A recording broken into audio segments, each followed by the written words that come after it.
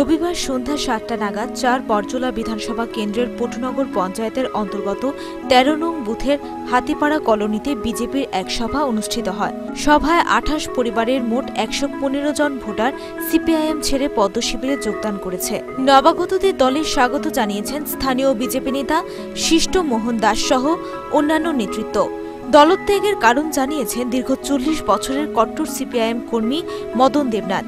পাশাপাশি বিজেপিতে কেন যোগদান করেছেন সেটাও বলেছেন। বামপন সরকারের সমর্থনে মধ্যে আসলাম, আজকে ৪০ বছর ধরে তাদের কাজ করি। কোন দলে? বামপন সিপিএম এর পার্টি।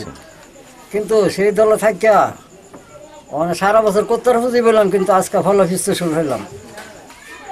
এই কারণে আমি সেই দল ত্যাগ করে আমি জনতা পার্টির মধ্যে ভারতীয় জনতা পার্টির মধ্যে যোগদান করলাম।